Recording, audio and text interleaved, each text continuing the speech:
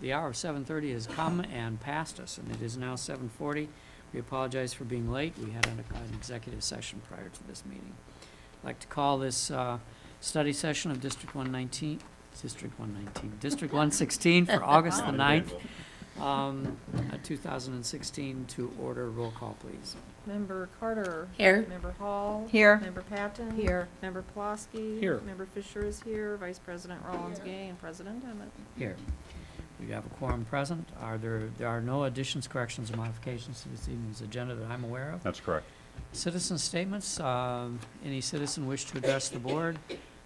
We have a extremely full house tonight.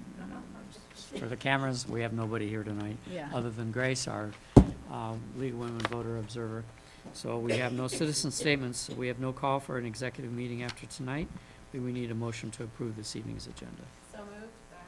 Moved and seconded. All in favor, say aye. Aye. Those opposed, same sign. Motion's carried.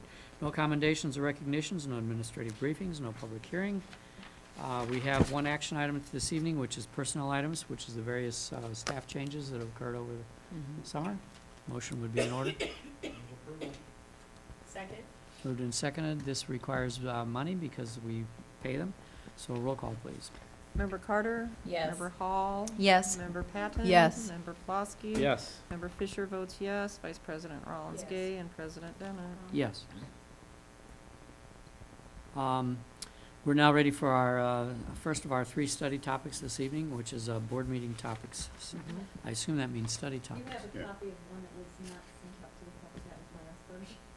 Well, that's what I thought that was. I didn't see that before, so I was What's that? kind of curious. Yeah. All right, we have two. We're not doing board study topics this time because we have our next, at least two meetings The one that was over. with Oh, study gotcha. topics already lined up. Gotcha, and gotcha, so gotcha. we'll- Yours is correct.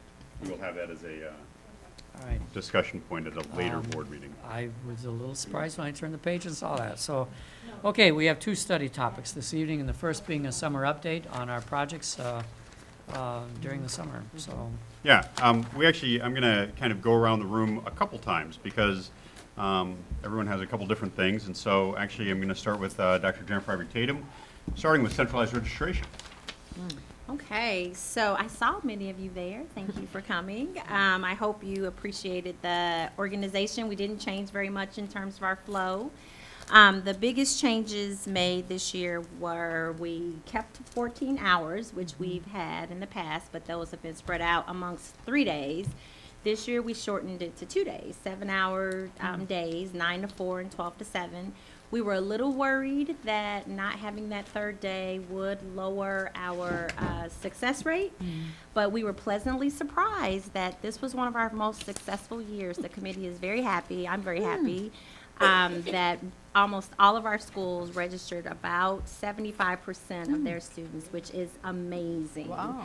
The high school is projected to have about 1,100 students, and they only had 284 not come in and register. So that's the best registration turnout they've had, and I'm going to mention UMS's as well because theirs was very high. They are projected to have 950 some odd students, and they had only 216 not registered. Something new that we did this year also was typically on the last day of registration, we have parents who, know that we're having our registration dates and they kind of wait because they like to go to the building and get that personal touch from the secretaries and have their private time in the office. So we adjusted that a little bit, and instead of just having open registration following the centralized registration, we set late registration days. The elementary schools had late registration last Wednesday, August 3rd. And the secondary buildings are in the midst of it right now. They are doing their late registration days the 8th, 9th, and 10th. And we have set hours as well. And I've gotten a lot of very positive feedback from the buildings and from parents who appreciate having a set time. Our people who travel and people who are out of town like the fact that they know I can go to the building from 9 to 11 and 1 to 3:30 on these dates and times. The elementaries have been sending me numbers, and they had 15 people show up in a day, which is great, and it's also more time effective for our administrators and our secretaries, because the way it's been set up is families just kind of would trickle in and And of course, we want to be family friendly and stop what we're doing. So there was a lot of getting a project started, stopping it because someone would come in to register. This way, they were able to basically set everything aside and give families their personal attention during those hours. And it was very successful. I think we got very, very positive feedback. Today I was over at UMS in the afternoon, and they had people registering everywhere. I mean, they had people in the mentoring room. There were 2 parents sitting in the main office area. They had tables set up out by the kiosk. And the secretaries were thrilled because last week they were able to get so much done, and that now they're able to just devote their time on getting in the parents who weren't able to come and getting students into Skyward and ready to go. So I think some of the changes and tweaks that we've made have been really successful, so we're really happy. We also were happy about our PR because we had 240 new parents registered during centralized registration, which is a really, really good number. So overall success. Yeah, thank you. Yes. Yeah, it was quite the big change, and we didn't have the huge lines and the huge backflow that we've had in past years when we've done 3 days. So And we were surprised when we started tallying numbers, because at no point, you guys have been, a lot of you have been there, and you know that there have been times where we've felt swamped. I mean, where we just couldn't keep up, and we didn't feel, I know we had extra help. Every single person who was on calendar pitched in, even, everyone here. Wow. So we basically, it's a district effort at this point. So anyone who is on calendar and should be working is at centralized registration. So that helped. I think we have more bodies.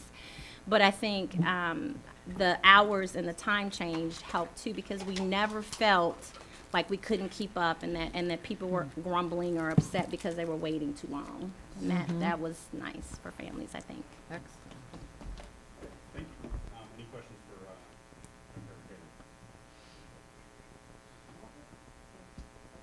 What was that number on new? 240 new parents in just those 2 days.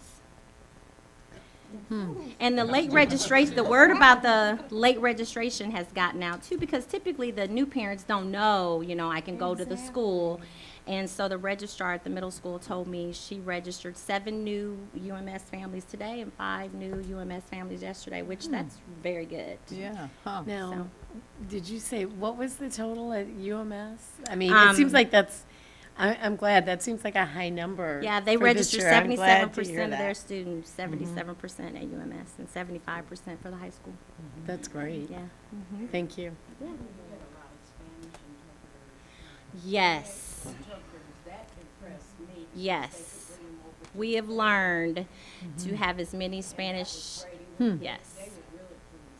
And, yeah, and last year we only had 1 French speaker, and this year we had several, and we really were able to support the French-speaking families. So yes, you're right, Benita, that was very helpful this year.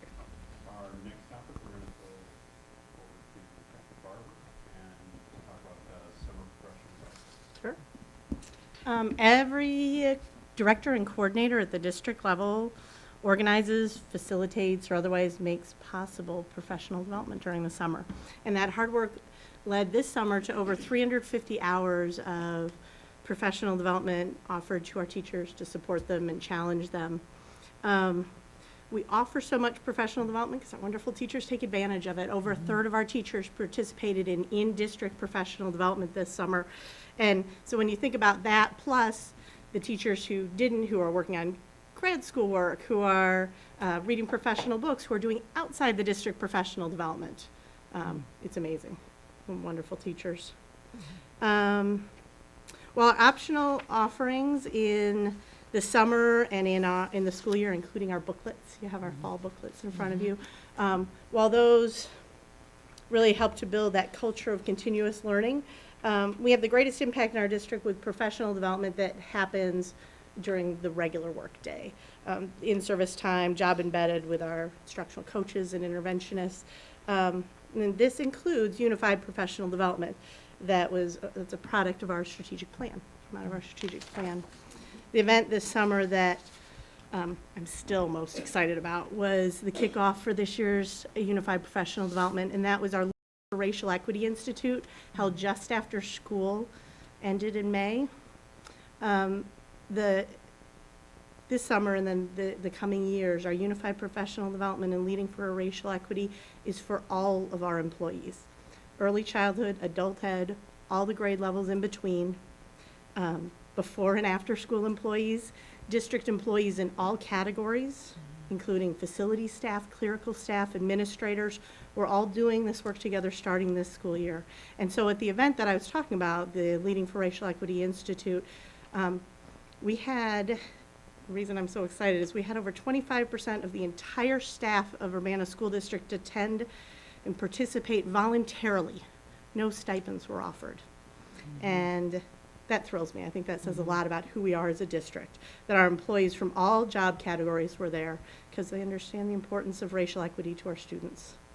And so our work this summer, particularly in equity, is the start of professional development that will be the focus of significant part of our in-service and collaboration time during the regular school day for years to come. Questions? Thank you. And back to Dr. Tatum, because at our last board meeting, we had kind of exciting news, and appreciate the support from the Board of Education on elementary physical education teachers. I asked Dr. Tatum to give us an update on that process, because that's been exciting and positive as well. Yes, and I'll give a brief update. So as you know, after the positions were approved, the very next day we posted those positions. And by, let's see, that was a Tuesday. By Thursday, we had 19 applicants. Wow. As of last Monday, when we started screening, we had over 30. And as of today, we had 40. So people are really excited about this. And I mean, we've looked at applications from all over the country, Phoenix, Kentucky, Tennessee, of course, all over Illinois, Missouri. So people are willing to come here and they're excited about the opportunity. So that part, we were afraid we wouldn't find people, and that was not the case. So tomorrow we are starting the interview process. We're holding group interviews because, as you can imagine, the elementary principals all came back the day before registration, and they are fast and furiously trying to get school started in those buildings. So we have elementary principals and some teacher reps, and we're doing group interviews. So we're going to hold a group interview process, and we are bringing 12 highly qualified candidates in tomorrow, and we're going to interview all 12 of them. And hopefully from that pool of 12, we will find 7 amazing PE teachers. Again, we appreciate the board's support on that, and we're excited to have that in place and ready for our students as we start this school year. So it seems very promising that you'll have someone, these 7 in place by 2 We may not weeks? have them in place by the first day of school, Yeah. but we're hoping to be very, very close to that. Yeah. The principals are working on finding them spaces, and Wow. everybody's getting desks and, getting the PE closets all cleaned up and ready for them. But yes, Okay. we're hoping by the time they go through the HR process, and that they are aware it may not be the first day, but it will be very soon after, we're hoping. Excellent. Any questions on the team?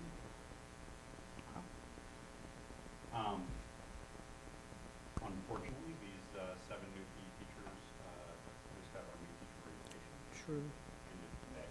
So I'm going to throw it back over to Kathy for a quick update on new teachers. We welcomed 55 new teachers this week and last week at 4 days of new teacher orientation, so still adding to that number. Excellent group of teachers, very excited to meet their students. It was a great 4 days with these participants. I'm happy to report to you that 22% of our new teachers are teachers of color. When you look specifically at regular classroom teachers, that number increases to 40%. 40% teachers of color as regular classroom teachers in our new teacher pool. So I'm thrilled with that. That's a very good I question, was how gonna many ask we the have same at least. question. I always like Well, to. yeah. Couldn't be there, but. I'm so sorry that So I'm not there's sure. at I can least figure one that out, that I but met, I'm a little but I concerned that didn't there's meet more them than all. one. Yeah, Yeah. I don't want to leave anybody out. Yeah, yeah. And just so you, it ties back into professional development, but these new teachers, including the new PE teachers that will be hired, will be supported throughout the school year with follow-up orientation workshops, because we don't want to just do this once and send them on their way. Regular induction meetings at the building level, and then at the classroom level, they have mentors who will spend many, many, many hours with them one-on-one during the school year. I have a quick question about the PE teachers coming in. I mean, they're hitting the ground running, basically. Do they have time to get a curriculum together for the schools? I mean, are they just kind of wing it as soon as they, until they get in place? Well, we have a PE curriculum, and we already have standards, from the state that we follow. And most of the applicants that we are interviewing have a little experience. We have a lot of great programs. Eastern, for one, I guess Eastern is known for PE teachers, and they're sending out quite a few. So that's been one of the schools that we have quite a few applicants from. But yeah, I think in terms of, we already have a PE health curriculum, so that'll be something we can put in their hands. And of course, we have the fitness assessments. And one of our high school teachers has been working with Jean Corder and I on a training that we're going to relieve her and get her a sub and get the group together, and she's going to basically provide like a full day, at least one full day of some training on the fitness gram assessments that they're going to be implementing. Most of the people that we're bringing in have already been administering fitness gram wherever they are, or they know about it as a new student, through student teaching or through as a new hire. So the learning curve hopefully will be really high, because they have some experience doing it. But our high school team, they helped us screen, and they're going to help with a lot of the training, because they've been doing this kind of every day. So Good. That's good to hear. Thank you. Yep. I was just curious, who constitutes the mentors for our new teachers? I mean, I don't mean names, but, who formulates the pool of mentors for our new teachers? Yeah, our teaching pool, we try to, Chastity Beckless runs our new teacher mentoring and induction program, and she works really hard. She has an outstanding pool. We've been increasing our mentoring pool through the years, because the goal is always to match our new teachers with someone as close to them as possible in terms of either department, grade level, certainly building. So they have somebody right there to, hopefully literally right there. Oftentimes across the hall, another fourth grade teacher, but if not a fourth grade teacher, maybe a fifth grade or a third grade teacher for the new fourth grade teacher. So. And they sort of stay paired up for the academic year, or? And they have an option of doing a second year as well. We have a second year program, not quite as intensive as the first year, but excellent. Because we don't want that. We never want to just leave somebody hanging when it comes to that professional development. We want to keep following them for as long as they need the support. Oh, good, thanks. I always wanted to ask that. Any other questions about PE teachers or new teacher orientation? Okay. Up next, and I need to go back to my notes here, is summer facilities work. And where did you want to start, Oda? Did we start with a video? Or do you want to start with an update on Dr. Williams? Let's do my dry things first. Okay. While you're doing that, I'm going to move over there and I'll drive that. Dr. Williams Elementary is finishing up that big construction project. That's like a 16-month project. So they actually will be pulling off the premises next Monday. Wow. We have 2 classrooms that are not released as of yet. One is waiting on floor tile tomorrow, and that's just a repair. The other one has another minor repair, but then the rooms are ready to go other than that. We've notified the teachers all along, and they all came in this last week, and were able to set up their rooms, and the air conditioning is very comfortable. Good. I think overall, the other thing we did that you should be aware of with that project, we corrected all the issues that building had with the tunnel. So the tunnel produced water, the tunnel produced, for people who have been in the building, it just was never quite as it should be. That's all fixed. It's going away permanently. So that was good news to me. And I think for the quality for teachers, That's good. The other thing that is just some more boring OTA information, we MERV 13 filters. And that means that the air quality coming out of those units is the same as a hospital room. So I'm going to bet there aren't that many school districts, and that's district-wide, by the way, that have the kind of air quality that we're offering the best we can. Good. And that helps all children with allergies. My daughter grew up with asthma. I'm well aware of it. I rescued her from school many times and hoping to reduce all that. So again, Dr. Williams is kind of, it's not down to the wire. If you went into the building, it looks straight. The rooms look straight. If you went into the boiler room where the new chiller is, every time I go in, I said, when are you getting out of here? Get out, get out. So that's just my mantra as I go through. The other thing I'll tell you about, do you remember our discussion about the library carpets? Yeah. And I was so thrilled that Mohawk was going to replace all the carpet. Well, they still are. In fact, they were so gracious that they kept working on getting the carpet to us. It arrived August 5th. Oh. Now, that would have been great if we hadn't already packed up the libraries and had them ready to have the carpet replaced. So we had to put everything back, and they were going to make that attempt again over Christmas, holiday, winter holiday, and spring holiday. We're going to attempt to split them up and do them then. So they're still all getting brand new carpet, and it's still under new carpet warranty. So that'll be good. It's about a 25-year carpet that's coming in. So I told the librarians, and they chose it.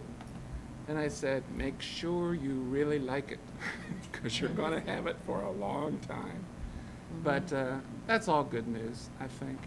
And then Don really we did some other things through the district, but nothing major. One thing, if you happen to hear about it, we've taken down a lot of trees at Thomas Paine. We removed like 30. Oh, wow. And those are all ash trees, which have emerald ash borer. And we still have more to go that we'll take down in the spring. They weren't quite in the difficult part where, you don't want the tree to fall on somebody. But all those trees were right in front of Thomas Paine. So pardon me? In the Grove? Not the Grove. No, the Grove is not ash. Okay. I was so happy the Grove wasn't ash. But there are a couple trees left in front, and we did some additional landscaping, not to make it look barren. But we have more of those in the district elsewhere that we have to remove too. So unfortunately, the city's faced with it. We're all faced with it. But we've heard a few things from the public, and so if anyone speaks to you, they had emerald ash borer. We had no choice but to remove them.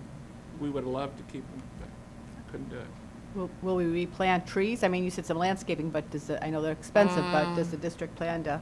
Boy, the short answer has to be no. Because of cost? Carol has told me I'm out of cash. Oh, I see. So I don't spend what I don't have. Okay. So unfortunately, no. Yeah. I don't necessarily think that means that down the road we can't do that as we have more funds available. We should plant something, and between the city arborist, and we actually have an arborist that works for us, and between those guys we can figure out which trees are hardy and disease-free. If you look at early childhood, that's what we did there. All those trees that are planted in the early childhood property aren't susceptible to disease or insects and those kind of things. So that's about, I think, ready for the big show. Okay. So this is also OTA's, but I'm actually giving credit to the producer of this video, Joey Wright from Urbana High School Broadcasting Club, and our filmer tonight. Who I forgot to recognize and thank Yeah, for making sure Joey that everyone Wright could show. see us. That's cute. So Joey, do you want to come over here? Oh, yeah. He has to get the camera set up correctly first. Yes, the audience can see. Yes. Yeah. All right. Joey, we want you on camera for just a second then, so the people at home can see you. Yeah. So where's the camera pointing? Okay, so stand in front of the screen. So I'll talk, and then I'll hand the microphone to Joey. So during centralized registration, Joey said, you know, Dr. Owen, I have this public access show on Urbana Public Television called The Joey Wright Show, and I'd love to see the kitchen servery and the new kitchen at Urbana High School. And I said, well, just give me a time. And so we carved out about 15 minutes, and it went to about 20, maybe. I think that was, you did all that filming in about 20 minutes. And then he spliced this together, and he aired this on his show. But I thought it did such a great job of giving the behind-the-scenes first look that, as Oda said, there's still people in there right now. And we will get the board in there very soon. We might do a little tour as part of a board meeting some night. But so Joey, do you want to introduce this, and then I'll start it? Sure. All right. So as Dr. Owen said, this is the Joey Wright show that we filmed last Monday, I think it was. So yeah, I mean, just watch and enjoy. Okay, season 2, episode 7.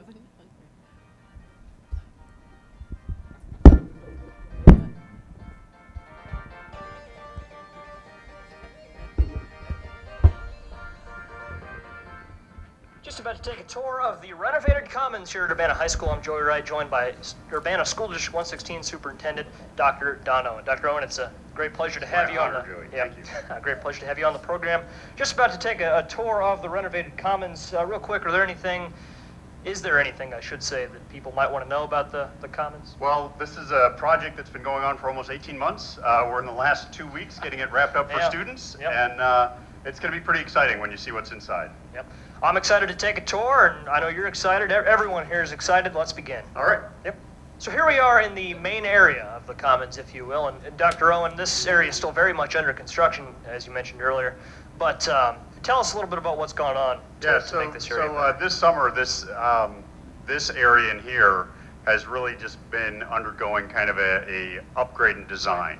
You can see behind us kind of the wood trim that's being put on all the columns. Up above us, and we'll pan up to that, we'll get brand new lights, kind of cloud LED lights that are very cool. Add a lot to the atmosphere in here, and really the big thing is over there, which is the servery and the kitchen, which we'll be heading to in just a minute. Yep. All right. Let's head over there. Okay. So here we are in the serving area, Dr. Owen. This area, let me say, when I was a freshman, my freshman year, 2 years ago, that was the last year of the old serving area over there. This, what they've done here absolutely blows that out of the water. Yeah, it really speaks for itself. I don't really know what to say except just look around. Right. It's amazing. There are actually 3 serving areas here, 3 different lines for different options. Better food display and better food delivery. Yep. And so it's going to be a better experience for students, and hopefully a smoother experience instead of standing in a single file line in a very crowded space. A little bit more flow of traffic as well. And for juniors and seniors, I'm a junior, hopefully it provides us a little incentive to stay on campus for lunch rather than go off campus. Certainly, it looks absolutely stunning in here. Yeah, I agree. Yep. All right, so we're going to take a look at the equipment back there, and we'll also walk you through the serving area so you can see in detail what we're talking about. Here we are behind the scenes in the kitchen of the renovated commons. And Dr. Owen, this area completely brand new. What do the students need to know about the kitchen here? Well, this is the most exciting part. This is the part that the students don't really get to see on a very regular basis, except nice of you to give them the behind-the-scenes tour. The kitchen has not been renovated since 1956. So everything you see in here is brand new. The combi ovens behind us are state-of-the-art, allow us a lot more flexibility in terms of food preparation. Increases speed, increases quality of the food coming out, and it also provides us with more flexibility across the district to provide food to the elementary schools. It takes some of the pressure off the middle school kitchen, which was our newest large kitchen before this, and it will just provide a better eating experience for students overall. Yep. Because last year, while the renovations were ongoing, the food was prepared at the middle school and then brought over here. Now the food can be prepared here and served right over there. Yes, last year was a big stressor on the middle school kitchens because everything in the district was prepared at the middle school. And now when we have a state-of-the-art kitchen that's this big, this efficient, It'll help a lot, but it'll also mean that the quality that students are getting here is going to increase a lot. I think it'll be noticeable. Yeah. No, and you mentioned that this area is big. Obviously, you've got the oven and stuff behind us. There's a walk-in freezer over there that we'll take a look at, and this place is just huge. Yeah, so the walk-in freezer is one of those things. I gave a class tour Yeah. to the class in 1966 this summer, Wow. and I said, you know what? I said, we just knocked out something that was here when you guys were here. The walk-in freezer was 1956, Wow. and it's nice to have something Yeah. brand new in there in its Right. place. Much more Yeah, efficient. everything's brand new. Yep. Yes. So we'll take a look at that, and then we'll move right along. So here we are in the walk-in freezer. It's cold in here. It's 9 degrees, and highly efficient, especially compared to what was here before. Keeps the food cold, keeps Yeah. it safe, and we're not going to spend much time in here because No. it's cold. It'll keep anything cold. Yeah. Yes. So we just came from the walk-in freezer. Very cold in there. Less cold out here. This is where the door to the serving station used to be. The serving station used to be just to our left.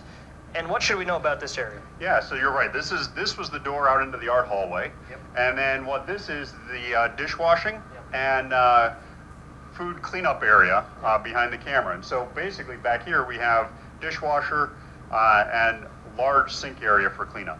Yep. And we'll get some shots of the dishwashing station and the sink. I keep saying we're going to walk around and get all these shots. I don't quite know how I'll edit those into this, but we'll get some looks at them. Great. Yep. This is the area where students will return their trays after they're done eating. Misspoke. Recovered.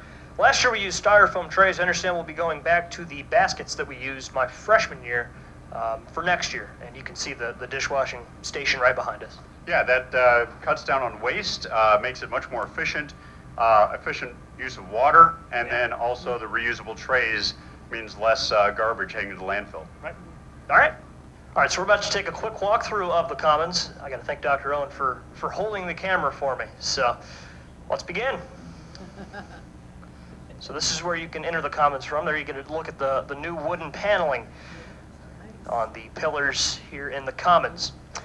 So now let's move through and get a look at the new serving area.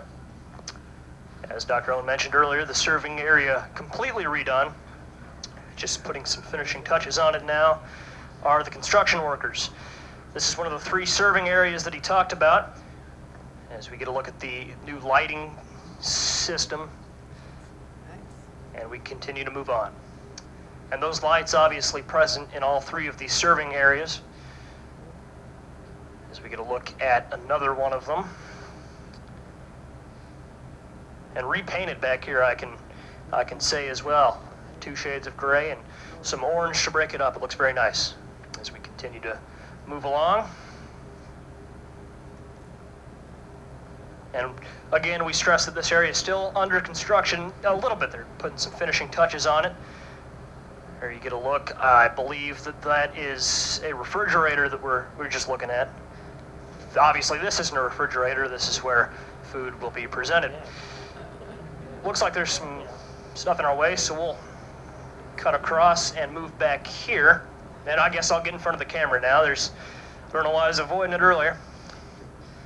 As we move on, this is what we took a look at earlier. The walk-in freezer just in front of us. The snow that we tracked out has now melted and is water. I don't think we need to go in there again. Very cold, 9 degrees. I believe this is another walk-in freezer over here. Yep, there are 2 of them. As we continue to walk. And this area looks like it's pretty much through with construction. Take a look back here real quick. This is, I believe, an office that we didn't talk about earlier. Yep, for the food service workers. We get a peek in there. Obviously, they need to put some finishing touches in there. And then this is just a little locker room for the employees to put their stuff, phones, wallets, etc. before they go to work. Move back out here. This looks to be a hot water heater. Yep. As we continue to move along, this is the hood above an oven right here. And then, I'm looking a little faster than you are. This is, you mentioned the name of it earlier. Combi oven, yep. And again, all this equipment, 100% new, state-of-the-art. Food quality should rise. Moving back over, actually, let's take a look in here, a behind-the-scenes look at one of the serving areas. So this is what it all looks like from behind the counter. As you can see, this is where food will obviously be presented. And as you mentioned earlier, it's a college-style cafeteria for the students to look at and get their food from, obviously. Moving back out here, this is the sanitation area that we talked about earlier. Sinks over there, dishwashing station over there, all state-of-the-art, of course. And then right out there, that window is where students will return their trays after they are done eating. Move back out here. All of the pictures on the walls that have been here the past few years are still present. This obviously is landmarks from the city of Urbana, history of Urbana High School right next to it, old map of Urbana and all the schools over there. And then over there, Urbana Athletics, and I think just a miscellaneous one of Urbana High School. That concludes our walkthrough of the new commons, obviously still under construction just a little bit. Finishing touches being applied right now, and when students come back to school in 2.5 weeks, it's going to look really nice. Thank you for taking a tour of the new commons with us on the Joey Wright Show. There's some bloopers after the... Some bloopers? Some bloopers, okay. Yeah. Okay.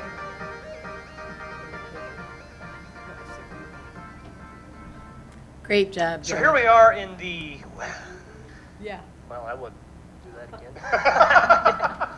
Take two. Yeah, right. This is the sanitation area. What should we know about this area? Yeah, so upgraded food. Start over. Yeah. Upgraded food. Upgraded food. No. Dishwashing. Yeah. Dishwashing. Yeah. Okay. So just behind us, this is where the students will return their trays when they're done eating. Oh, we'll get a new tray for that, yeah.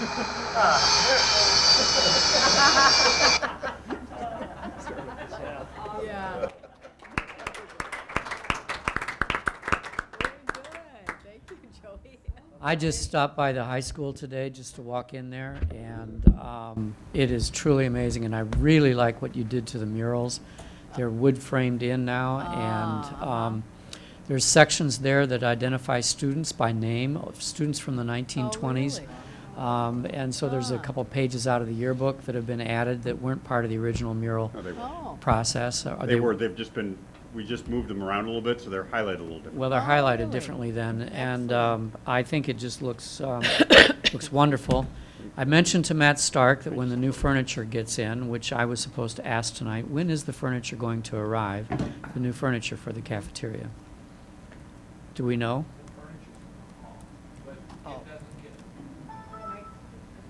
Mike? I'm sorry. The furniture they have is in the hall. It does not get new furniture. I thought we had high tables, a few high tables that were coming No. and things of that nature. Nope, I thought we had to cut that after the cost. we did. We removed those as an option if we had funds, and we can still add that, but right now I haven't seen the final budget, so.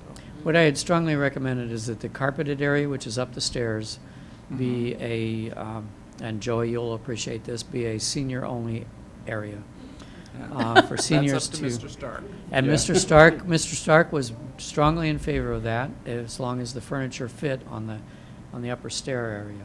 Yeah. Just as a way to, once again, encourage upperclassmen to continue to stay in the school.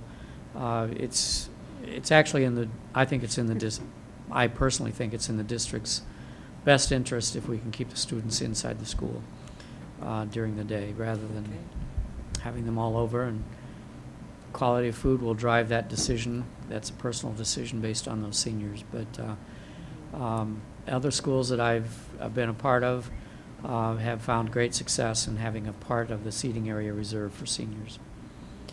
And so. I We'll just- definitely watch as receipts come in and see what we have left over to Yeah, I upgrade. don't know if conventional tables will fit up there, but the small stand-up type tables would fit. Yeah, they're coffee bar tables.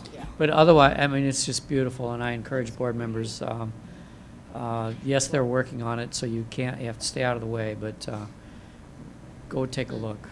It's And pretty did you sharp. see the chandeliers, the I round did. chandeliers? You didn't get those on your. They Yeah. weren't on the video, but they are stunning. Are they? Yeah. I took a couple pictures and I'll post them and send them around to board members. Oh, yeah, Um, they're worth it. I really they're like very the cool. granite countertops. I know somebody who's been working there, and he's one of my son's friends, and they showed me some pictures. I'm like, oh yeah, I remember approving this, you know. So he's like, I can't believe that's the same high school I went to. I And wish the- I was back there now. I'm like, you do? You've been out for a while. And just to clarify, it's not real granite, but it's It's Corian. it's a Corian Yeah. granite print, which is Thank you, Don. scratch resistant. It's a little bit more durable than granite in a Yes, school definitely. And school the- setting. The Yeah. lighting options are also been magnified because there's a lot of cove lighting, which I had forgotten. Yeah, that there's a lot was of in cove there, lighting. which is really nice. And all the lighting in there now, even though it was there before, including the black big lights that hang from the pillars, everything is 100% dimmable. And to find the little humor, they also made the serving line dimmable. Oh, So they included it in the control people did. I said, well, okay. But, you know, on. It'll make a very nice space for the students to use, not just for, Absolutely. for, Well, s- For for banquets eating, but and, you know, Special event, jazz- it's over the jazz top. cafes, Yeah, just- exactly. even homecoming dance, things of that nature. Absolutely. yeah. It's Oh, gorgeous. yeah. Good work. So, thank you again, Joey, for providing the outstanding tour of, Yeah. completely unscripted too, Yeah, by the that's way. right. He did all of that Yeah. without me providing anything, so I appreciate that. He probably did a better job than we would have done if we tried to produce it ourselves. So, kudos to Joey and to the UHS Broadcasting Club, and thanks to UPTV for providing opportunities for our students to have their own shows. The last thing I want to do is highlight something that's brand new on our website, a new feature that actually just came out thanks to our new elementary principal sent us a link to his old district and said, hey, could we do something like this? And it's something we've looked at for a long time, and that is provide an interactive map of our elementary attendance areas so that people can easily search for their address. And we've explored many options that have a variety of price tags over the years. But what this is actually a feature that's built into Google Maps that's recently been turned on that allows entities to essentially provide layers of maps. And so when you hit our website and you click on schools and elementary attendance areas, you're brought to this page, and if I can scroll down appropriately with this computer, you have now an interactive map that's built into the site, and if you expand it, and I think I have something wrong here. I'm clicking on the wrong.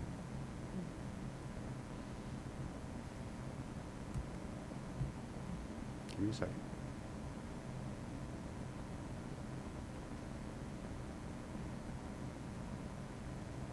There we go.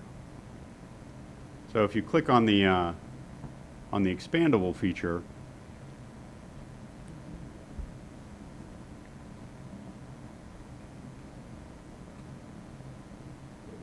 give us a second.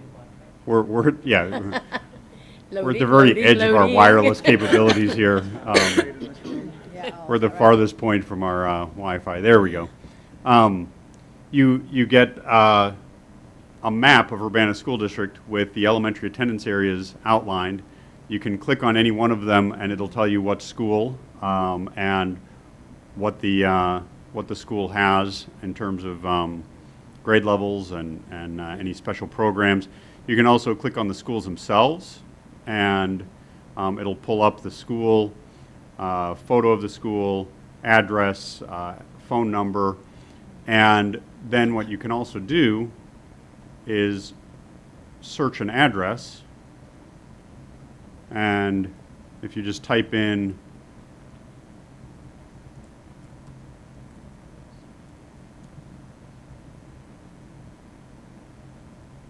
it shows you that address, and you can zoom in and see exactly which elementary district that represents. And so because it's in green, it represents Leal.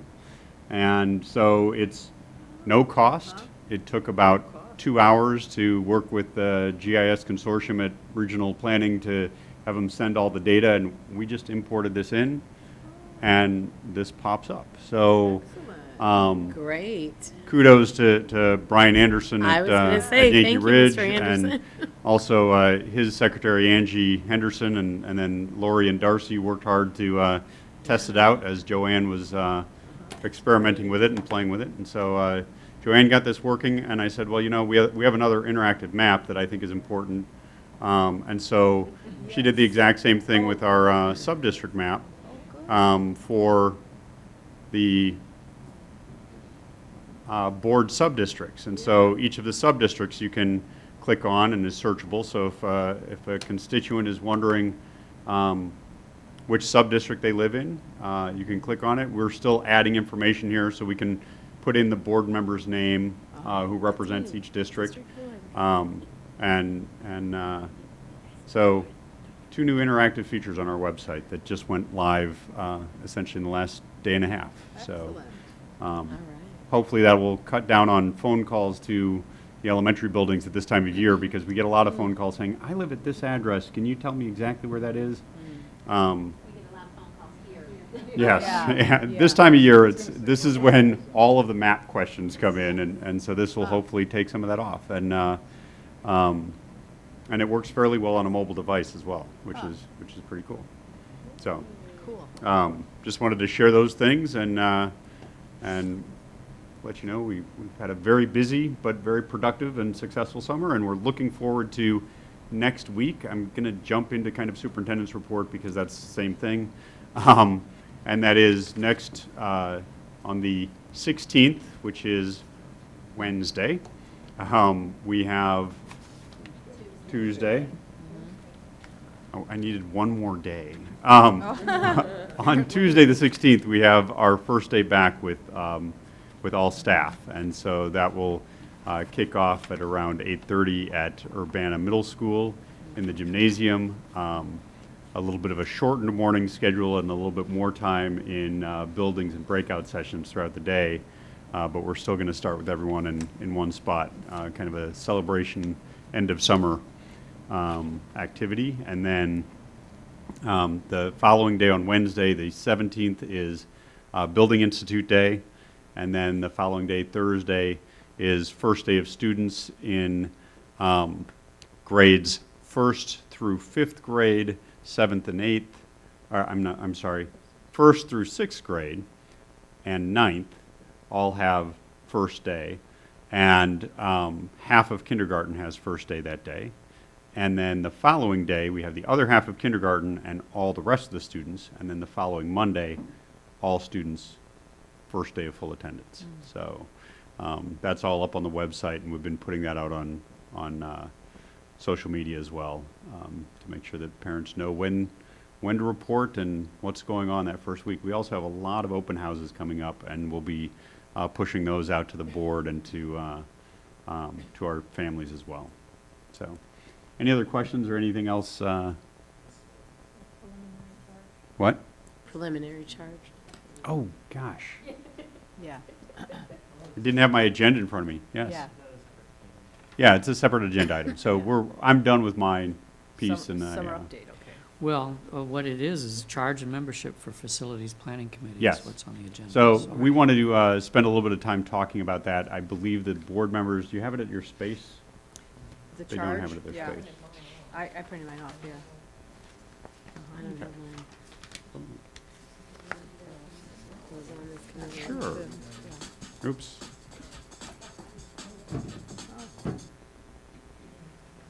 Yeah, Laura, do you want to pull it up on the screen here and pull it up on mine too?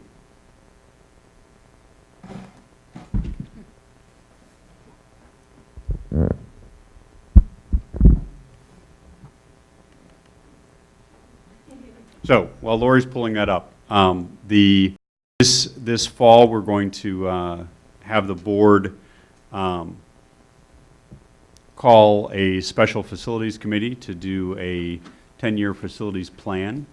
And we wanted to present the charge to the committee to have you provide feedback on that, because before we start recruiting membership to the committee, we need to make sure that we're telling them what they're going to be doing on this committee. And so the first step in that is finalizing the charge. And so this is just a kind of first read for comment and discussion. And we will take your feedback and then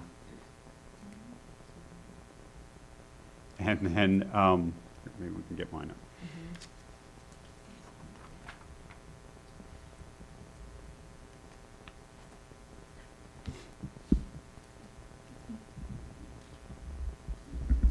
And So while you guys are looking for that, just for new board members, we had a strategic building plan that was produced about 7 or 8 years ago, and a citizen committee, and out of that plan came our work that we've done on the elementary buildings to date. That also included all the work that's been done at the high school and at the middle school since the sales tax was actually implemented. The work of that committee started before the sales tax was approved. And so those projects have been underway, and it's time now to update that and extend it into the future. We have not completed everything that was in that original strategic plan, and that we have 3 elementary buildings left to continue to work on. But we still need to make certain that we're acting strategically as we continue to develop the facilities and keep our facilities up to date for 21st century learning. So that's kind of the background on that. You have it up now? Yes. So what we have is a wording for a draft charge for the Facilities Planning Committee. I'm just going to read it to you so that it can be heard by our viewing audience as well. The Urbana School District 116 Board of Education is appointing a Facilities Planning Committee to advise the Board of Education on developing a long-term capital improvements plan. The plan should be comprehensive, addressing the needs of all USD 116 programs from early childhood, K-12, adult education, and administrative offices. The plan should address the capital needs of all USD 116 programs and buildings, while also considering the financial resources that are expected to be available to the district for facility improvements. In addition to providing comprehensive long-term capital improvement plans, the committee's report should advise the board on the following specific topics. These 2 are just placeholders that Oda and I created as examples. To give you an example of what the previous 2008 committee's charge was, those 3 were: is the district well served by the current locations of the 6 K-5 elementary schools? What is the best plan for providing a new facility for the early childhood education program currently housed at Washington School? And how should the availability of substantial private donations affect the district's capital spending priorities? So those were the three pieces that were in there before.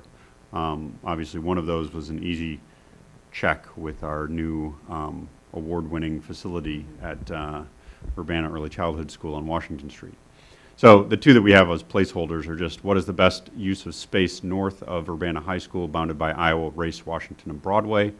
What are the options or solutions for the relocation of central office and adult education building? The committee will include representatives from each USD 116 school community, the Urbana Business Community, Urbana Education Association, and the City of Urbana, interested citizens.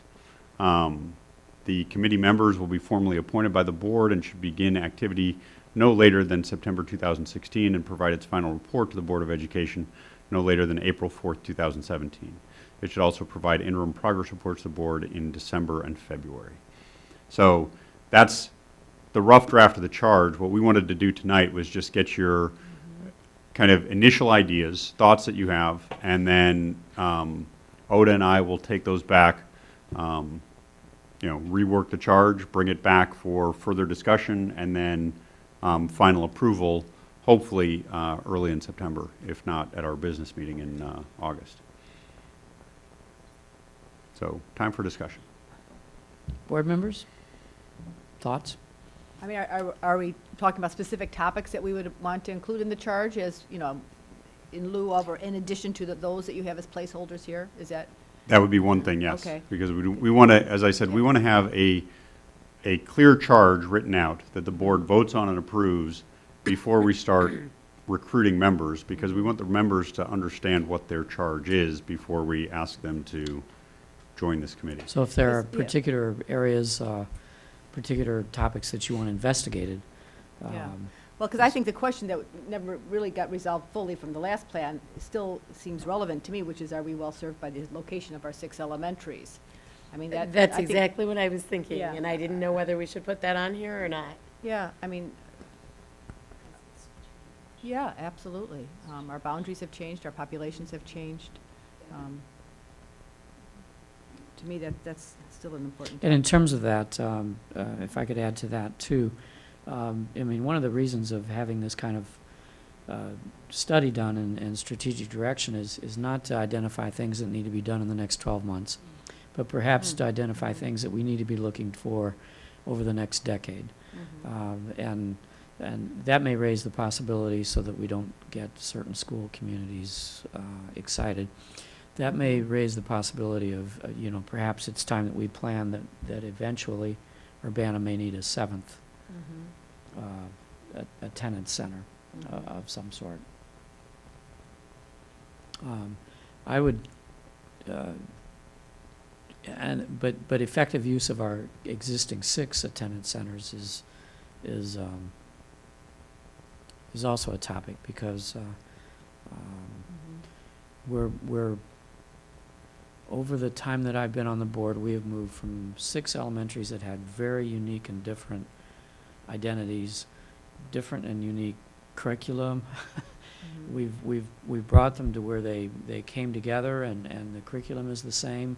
They still have unique identities, but now we're beginning to go back into a place where we have 2 schools that have the DL program. Schools are identifying, are creating different kinds of identities amongst the 6, while we're still staying consistent with our curriculum. But there may be some thinking along those lines that need to take place, in particular for the schools that, well, to be frank about it, it's Thomas Paine and Wiley, that probably need to be looked at, because they're the 2 that have not reformed their identity over the last 10 years. Every other elementary building that we have, either through capital facelift or through programming changes, has evolved. And those 2 buildings have yet to evolve. Of course, some of those things are really programming. I mean, I think we need to be clear, are we asking, because, Some I mean, of this it's ac- programming, but that programming drives the type of improvements that we would make in the Yeah. buildings. but, the people I think who would do well on this committee, I would think they'd be different kinds of people if you want them to weigh in on programming, best practices and programming that we'd like to see in our schools. To me, in my mind, is very different from the structure, the capital. That's true. I agree with that. Right, and those 2, Wiley and Thomas Paine, they were fairly low on our list, correct, as far as any kind of renovations? Their turn is coming. Right. Yeah. But that hasn't happened yet. So Right. that might be part of the reason why they might not have their, identity yet. I don't know. I just thought I'd throw that out there.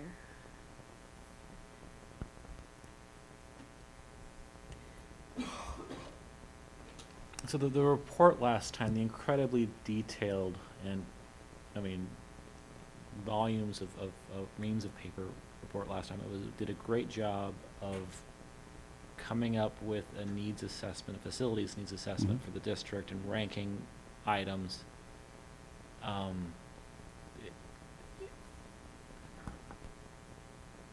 I just wonder if this kind of a statement has given enough direction to the committee in terms of determining need, as well as just these 2 specific questions that need to be answered. So I guess the question I want to pose to you is that something we should charge that committee with? And 2, how are we determining our needs currently? I think I can answer the short answer to that is how are we determining our needs currently?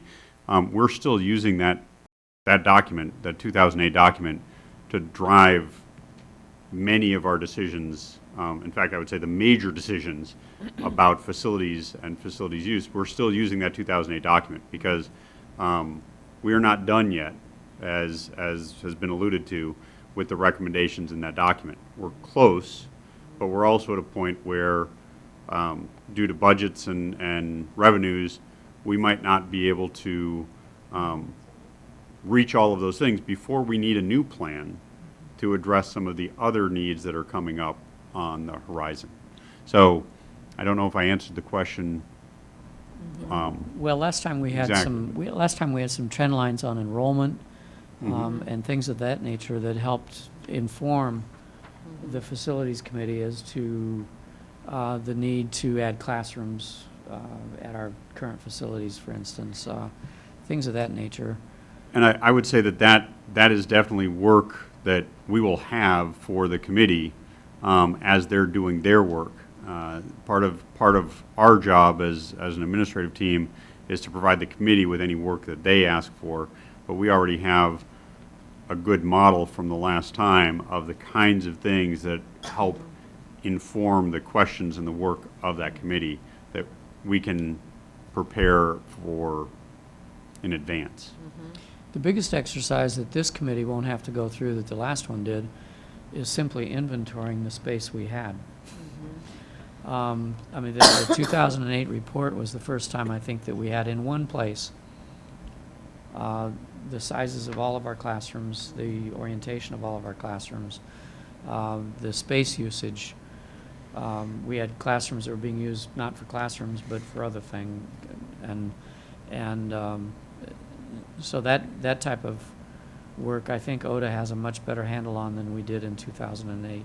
Yeah, I think all of that has to be updated, because as all these buildings have been renovated That's and what I have was thinking. additions, Yeah. that all changes. One Right. thing that IGW is doing now is all those footprints of all those buildings and how they are today. We'll have a complete new book of all those plans, how everything is today. That's being prepared now in preparation for this, but literally every piece of data that was in that 8-inch binder that went to committee members, that all will be brought up to date. So a big thing is, you know, we'll end up producing some of it for committee members to look at, but then also are there other things that they want to know? Right. And then we can pull that research, and it was a very good process. A lot of you were, Yeah. you know, here. It was a very good, very thorough process, and very good people from the community and businesses. Outstanding. Yeah. Really. Well, I like the vast array that we had from the time before. And Ruvain just kind of reminded me of something, too. I believe that we did have a plan for the space that was bounded by the high school. I thought that was outlined in... The most recent plan that I have actually outlines things that we've addressed through the renovation and addition of Blackman Field and the renovation of McKinley Field. One of the plans that I've had been looking at was Because I thought we were going to add in like some outdoor teaching space, a learning space around the high school area. We had talked about that. And I do know that I believe the garden has taken off over there. And I think that might have even been on our initial plan. I don't remember because it has been a few years, but I do remember discussion about it. Yeah. So Actually, well, that space, by board consensus, was to be green space. And as we were to remove homes, we're to leave all significant trees. And all that was leading to this time right now, where this planning would take place, to hold it, also keep it aesthetically attractive, but make it so that it is a blank slate, so that it could be used after the reports, after the studies, see what the best use for it would be. Actually, we could not come to consensus as to how the northwest corner of our No. secondary campus could be used, and so Right. the idea was to Green space. keep it flexible, and that as the needs would evolve over the ensuing years, we would come back and look at it. So, but every other quadrant of the secondary campus was planned in infinite detail, Yes. including the softball field and the football practice field, the band practice area. That That was all part when we, after we acquired the properties that ran along Vine Street and the Yes. few that faced onto Washington, and then took down the farmhouse that was not able to be moved. I mean, that And- predates the 2008 plan. Right, and we took down a Yeah. house that faced onto Washington that became the parking lot for the students. And we also wanted to make sure that the public was going to be well aware that we are not going to be inching more and more and more west, making more and more flat parking. That that end of it was going to be a lot of green space, outdoor educational area, and because I was on that committee. Yeah, but So, we- and that's been quite a few years ago, and then we did that last one when we really were working on the new stadium and the soccer field and everything too. Came a little after that. And we left the northwest quadrant unassigned Correct. pending future, because even at that time, we were debating whether to redo the auditorium or whether to create a new fine arts facility. There were a lot of debates going on in 2008. Right. And so everything was left, so that should be one of the work of this committee, is to take another examination of that Right. Right. and determine how best to use that. And that is why I put that in as a placeholder, was Yeah. because the other thing that I think Mr. Dimmitt has already pointed out is the 2008 committee was presented its report to the board, and the board approved the items in that report for action or as a concept to move forward with prior to the 1% sales tax being passed. And so that's part of the initial charge, part of the broad charge of this, I think, is what we need to keep in mind, is that we're looking at a needs assessment, a capital needs assessment.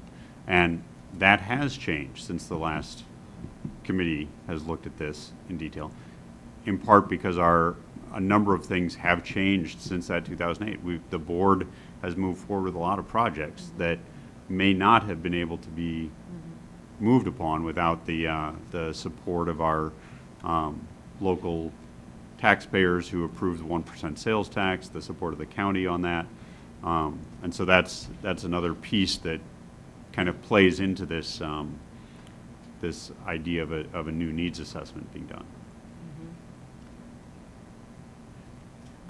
Will this process also, I mean, I'm looking at the last committee report, which really was just, they did such an excellent job. And there's a number of recommendations, many of which we've acted on, some of which we didn't, a few that are still kind of coming. But I assume this new committee will be asked to, or maybe this is information you'll provide to the new committee, as some sort of closure on recommendations that we put in place, those that we did not, and the rationale for not doing so. So, I mean, the thing that I value about this is this sort of long-range planning that presents this continuous vision that I think really serves us well in this district. And I guess I would hate to sort of box this up and say, without some recognition or acknowledgement of how this layers into the next plan. Why we moved on some things, why we didn't, what the rationale was, and maybe the rationales will change with this new committee, but at least that there's some statement about, Like a structure. Well, this Yeah, type, a this different type of planning, closure. this type of planning, you never throw away what you've done in the past. You build Yeah. upon it. And so the starting point is the report that you're looking The at. starting The point would be- 2008 report Okay. is the starting point. And all you want to do is, there's work yet to be done, as identified in the 2008 report. We need to take a look at that, make sure that work still needs to be done. And if it does, then it becomes part of the new plan. But you advance the plan out an additional Okay. several years, which in this context, means money. Yeah. You're extending it out in future years because there's additional financial resources over the future years. But I'm glad you brought it up, because I think for our viewing audience, in no way is the appointment of this committee a diminution or a retreat from the ongoing work at Yankee Ridge. That is an ongoing project, and it will be moving towards bid letting and so forth while this committee is doing their work. And so I think we need to make clear that and this also doesn't mean that something's going to jump in front of getting to the other two elementary buildings. That's going to unduly delay the work at the other two the two remaining elementary buildings. That there might be other things that go along simultaneous with that project, those projects, but it will not unduly delay it. So we're not throwing away the 2008 plan. We're still using it, but we just need to. It's a floating time period, and we need to get rid of what we've done in the last 7 years and advance it out an additional 7 years. And maybe in some cases decide some of the recommendations are no longer priorities for us. I mean, it's not just a matter of money. It might be that we're now at a different place in our thinking about what matters to us. So, okay, thanks for clarifying that. There are other thoughts about the charge. I've been taking notes. I will ask board members before the next agenda if they have any additional things, and we can put this on as a administrative report and discussion topic at the business meeting as well, because we would like to start the process soon so that we can get underway. And I'm excited about this work because, as a number of you have pointed out, the last time that this was done really set a direction that the board has not only followed through on, and not just this board, but the boards in between, and the members have some of the members have changed, has really put us in a good position for looking at the next 10 years in terms of facilities, and possibly even beyond. The biggest thing that came out of the 2008 report was a commitment to high-quality facilities to match our high-quality programming. And prior to that, there were often times when boards were making decisions and being penny-wise and pound-foolish. And the biggest thing that came out of that was unanimity amongst the business people and the residents and community members that served on that committee that we should make sure that what we build is not being built for a 20-year lifespan, but being built for a 50-year lifespan. And that was probably a transforming moment for this district.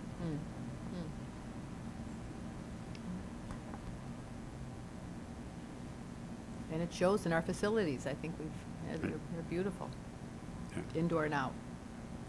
I think you'll see I continue to be impressed, and as do graduates who come back for reunion tours, continue to be very impressed with what this board and this community has done to update Urbana High School and the other buildings in a way that preserves the historic value of a 102-year-old high school, but also updates it, makes it modern. I think the little preview of the video that Joey produced is a great example of that. It's pretty exciting to see that piece going into a piece of the almost original piece of the high school. I guess that piece of the high school was 1950s, but long overdue for an update, and it looks amazing. The two-story part of the common space was actually an outdoor space. That's Right. yeah, It was an outdoor access point, It was- courtyard, and alley. Yeah. It was Grid Alley. It was an alley. It was Grid Alley. Right. That's amazing. And where everybody went out to smoke. Has there been given, sorry, one more question. Has there been given any thought about technology infrastructure? I know that things like computers and things like that are prohibited from being purchased with the facilities tax, but things that are parts of buildings, including switches and wires and maybe even potentially things like smart boards could be purchased with 1% sales tax dollars. So has there been any thought about having those types of items also be part of the needs assessment and charge the committee? I think that as we talk about capital investments, I think that issues of technology and infrastructure will become part of that discussion automatically. And yeah, that's the other thing that I don't think the previous committee really addressed all that much. But also when you think about where we were in 2008 with technology versus where we are today, I think that piece of providing an overall picture and an update of where we are with our technology infrastructure is going to be an important, actually, I think many people will be surprised at where we are right now with with our Isn't that a study technology topic? infrastructure. Pardon me? Is it? I just switch on. I was thinking that was one of our study topics, was to get an update on technology. I think we do on a regular basis, yes, but I think that the technology updates oftentimes focus on kind of the instructional technology and infusion into the classrooms. I think that what Paul's asking specifically is the kind of infrastructure where we're at. And we do a lot of that work with the working cash money, and the board's been aware of that. But I think putting it all together and looking at where we're at as a comprehensive picture is an important piece of the kind of background or investigation that this committee will do.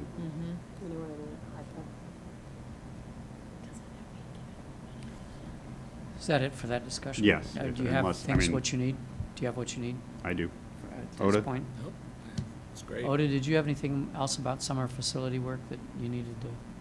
We kind of took off and didn't No, return back to you. I mean, basically, all the buildings are done and clean. You know, I always have my picky, I'm gonna meet with the contract cleaner and go over what I don't like that they get to redo. But the district looks very nice. Oda, I just have a personal request. I did not know if there was anything at all we could do at Wiley to kind of beautify the drop-off lane. I mean, I think, yeah. I put in all brand-new sidewalks at the drop-off lane. Yeah. But as far as other beautification, you know, in the long-range plan, it calls for all that to be torn out. So whatever you did would be destroyed. So unfortunately, okay. I would say no. Yeah.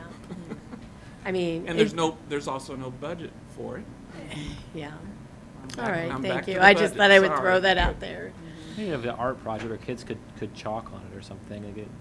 Might be interesting. Yes, it's not the pylons that have barriers that just look so barren and just. They just look so stark, and they look like we're pulling into a gravel pit area. That's the best I can tell you, where they've got, you know, No, I I'm don't aware. know. It looks like you're pulling into a gravel pit. No, I'm aware of exactly When, how it looks, yeah. but all you those have to concrete realize barricades are there. that's to keep the cars Right. away from the Yeah, children. and it is Right. 100% safer. So That let's is for just, sure. unfortunately, if you just kind of go with it for a little while, Yeah. the deal, it has to be safe for the kids. Remember, Wiley was the school where the child was struck. Definitely, that was So very that well needed there. was at very Wiley. dangerous, And- and this is better. But we have We wanted to look pretty. redone the striping, and we redid all the sidewalk in front, and we've done Right. all those safety things. But That's as fine. far as beautification, honestly, we really leave that for when the building is redone. Then we make it as beautiful as it can be, and then work on maintaining that. Because the other items are disposable. Yeah. All Whatever you right. did would be just go away. All right, thank you. Yeah. Yeah, paint something, yeah, that won't get washed away in the rain. Oh, have the kids Okay. mural that, yeah. You Anyway, ready yeah. to? I think our superintendent has given his report. Any board reports? Well, I wanted to mention that I saw Dream Girls at the Cranard over the weekend, and it was a production that many of our Urbana High School students and some staff had main roles for, lead roles for it. Excellent production, sold out all of their shows, you know, great attendance and really superb performances by, you know, 2 or 3 Urbana current students and then at least 1 staff member. So something to be proud of. Tickets for that were as hard to get as Hamilton. They I tried sold really out. hard. Did you? They sold out right away. Yeah. Yeah, Yeah. I know. I just had a couple things if you're done, Peggy. I didn't know. Yes, Did you have that's any it, more? The one thing I wanted to remind everybody about is your master board member. Go to the IASB website, fill out the form and everything. That's coming up. We have a division dinner on Tuesday, September 27th in Mattoon. That's coming up. Plus, we have the dates for our joint annual conference in Chicago. And I'm very pleased. I was on the panel for that, and some of the topics that I had chose were actually chosen by other people on the committee. So they will be presented at the joint annual conference in November. So. For the Mattoon trip. But the September. And the dinner. The ISB dinner, I'd like to know, so if I registered.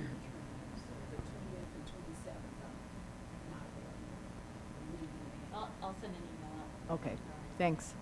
All right, any other board reports this evening? Motion to adjourn would be in order. Moved and seconded. All in favor, say aye. Aye. Those opposed, same sign. Motion's carried.